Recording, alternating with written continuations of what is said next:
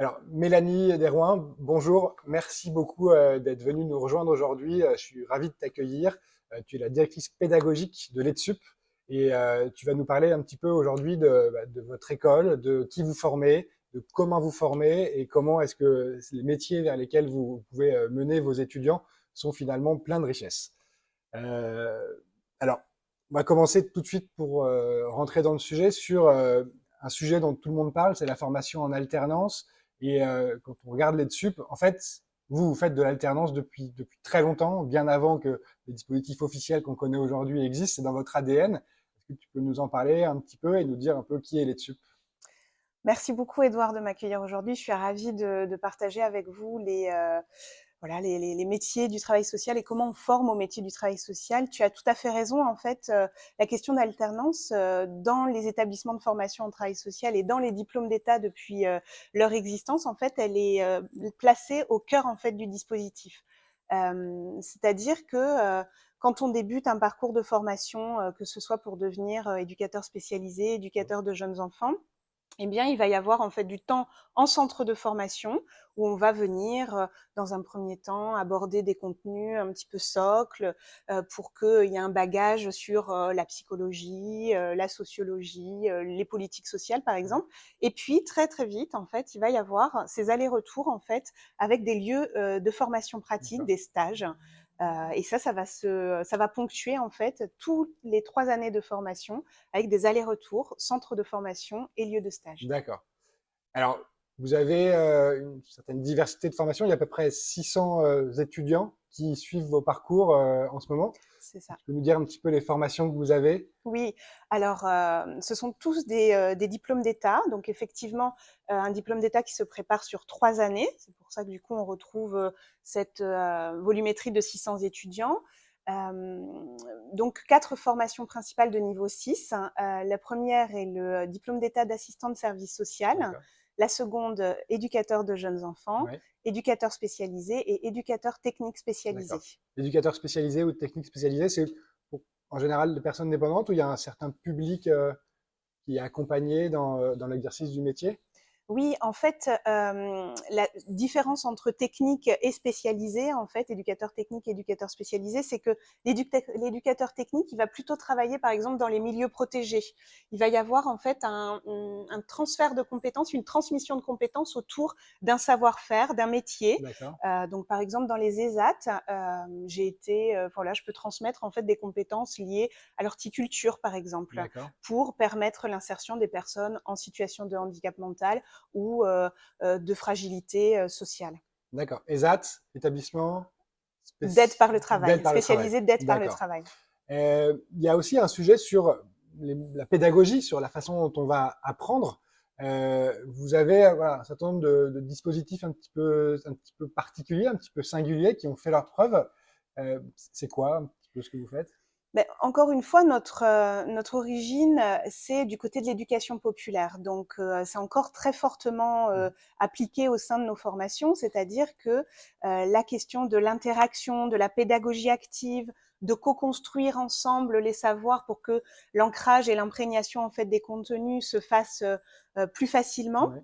Et pour construire une identité professionnelle, ben, on va avoir des séquences assez dynamiques où les formateurs, les formatrices vont inviter les apprenants à très vite se questionner, à se positionner et puis aussi à éprouver les choses. Il y a tout un cursus Ouais. sur les médiations éducatives D'accord.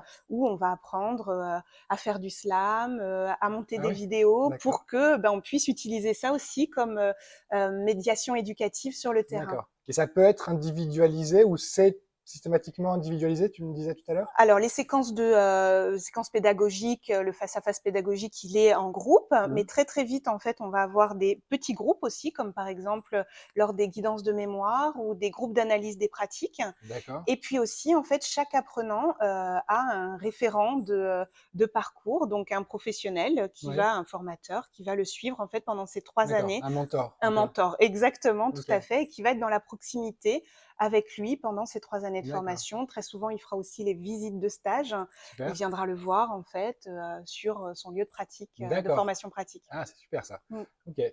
Et donc, on a fait ces 3 ans. Il y a un parcours assez atypique que vous faites avec l'Université de Paris-Nanterre. Tout à fait. L'une de nos spécificités aussi, tu vas dire ça fait beaucoup de spécificités, hein, mais c'est que en fait on a un partenariat, une convention de partenariat avec l'université de Nanterre, c'est-à-dire que tous les étudiants qui rentrent en fait à l'ETSUP en première année, Ouais. ils ont en fait un double cursus, c'est-à-dire le diplôme d'État vers le métier visé, mais également une licence sciences de D'accord. l'éducation, parcours travail social. Donc, double compétence, ouverture de davantage de débouchés derrière. Exactement, parce que l'idée, c'est soit d'aller sur le terrain, mais aussi de s'être doté d'un regard un peu recherche, analyse critique sur l'environnement professionnel, mais aussi de pouvoir peut-être faire un master maintenant ou un peu plus tard, D'accord. lorsque le moment sera venu. Alors, on parle de débouchés. Euh, c'est quoi les opportunités professionnelles qu'on a derrière les différents diplômes d'État auxquels vous formez? Les opportunités, je dirais aujourd'hui, elles sont très riches puisque les secteurs professionnels ont, les terrains, comme on les appelle, ont un peu des difficultés en fait à recruter. Donc, je dirais aujourd'hui, être éducateur spécialisé. Enfin, on a fait une enquête là Ouais. dernièrement. On a 100% en fait de nos D'accord. Ouais. étudiants qui Ok. trouvent un emploi à la sortie dans les quelques semaines, voire même parfois ils sont pas encore Ouais. diplômés. Ils n'ont pas encore le résultat de diplôme, ils ont déjà en fait un emploi en CDI de D'accord. signer. Donc, la situation, c'est que l'étudiant choisit où il va travailler. Exactement. C'est pas l'entreprise, l'employeur, le recruteur qui va choisir un candidat. Exactement, en fait, il y a le choix et je dirais en plus, il y a ce contexte, hein, là qui est extrêmement favorable au choix et donc aux candidats, mais on a aussi une grande pluralité en fait d'établissements, de Ouais. publics. Comme on l'évoquait tout à l'heure, tu sais, le fait de soit travailler en institution, soit de travailler en milieu ouvert, ou bien de travailler dans le libéral, c'est aussi un secteur qui là en ce moment se développe beaucoup dans le travail social. D'accord. Donc les trajectoires, il y a du libéral, il y a du milieu ouvert. Euh, donc les trajectoires peuvent être diverses et peuvent se croiser. On peut commencer dans un établissement, puis après faire quelques années de libéral, pour après retourner dans un établissement. Tout ça en choisissant un petit peu avec quel public on va travailler, dans quel environnement. Ça, C'est c'est ça. pas offert dans tous les métiers. Non, je crois pas. Effectivement, je pense que c'est vraiment une des spécificités. C'est une chance parce que ça permet d'avoir des parcours où on choisit, des parcours extrêmement riches. Et puis, Ouais. c'est aussi enfin, il y a l'identité professionnelle, mais il y a aussi tout ce que ces rencontres en fait vont offrir d'un point de vue personnel et comment en fait on grandit à travers en fait ces multiples expériences dans ces divers avec ces diverses modalités pédagogiques. D'accord. Alors chez Olesio, on est très attaché à l'ouverture à la diversité. Euh, Comment est-ce que à l'EDSUP, vous ouvrez à des publics fragiles qui sont en situation de handicap, qui sont décrocheurs, demandeurs d'emploi? Est-ce que voilà, c'est des publics que vous accueillez, vous avez développé des choses pour élargir le recrutement ou l'accueil de ces publics-là? En tant qu'établissement de formation en travail social, bien évidemment, on est sensibilisé en fait au profil des apprenants en situation de handicap. On a d'ailleurs 2 référentes à l'EDSUP qui sont formées en fait à l'accueil des étudiants en situation de handicap. C'est-à-dire qu'elles les reçoivent en début d'année, elles font le point avec eux sur les aménagements possibles pour qu'ils vivent au mieux en fait leur parcours de formation à l'EDSUP. D'accord. Et puis ouais, vos formateurs ont l'habitude de travailler avec ces publics-là. Tout Ils à sont fait. souvent issus de ce milieu-là. Ok. Exactement. Ils sont aujourd'hui dans une autre transmission, mais pour, je dirais 50-70% d'entre eux, en fait, ce sont des anciens travailleurs sociaux. D'accord. Donc, la question de l'accompagnement, de la posture clinique, elle coule aussi dans leurs veines. Alors, pour finir, peut-être pour les personnes qui voudraient du coup se lancer dans ces formations, ça se passe sur dossier, sur concours, sur comment ça se passe pour s'inscrire? On a 2 modalités de recrutement. La première, c'est via Parcoursup et puis un autre circuit, c'est hors Parcoursup pour, les, demandeurs d'emploi, mais également aussi des personnes qui voudraient se reconvertir ou monter en compétences, sur les diplômes de niveau 6 D'accord. et toutes les informations sont sur notre site internet. D'accord. On mettra le lien de toute façon Super, sur la description de la vidéo. Merci beaucoup, Mélanie, Merci. de t'être prêtée au jeu de cette interview. Et on espère que vous avez apprécié et que vous avez découvert ces formations et ces métiers grâce à cet entretien. Merci à toi. Merci.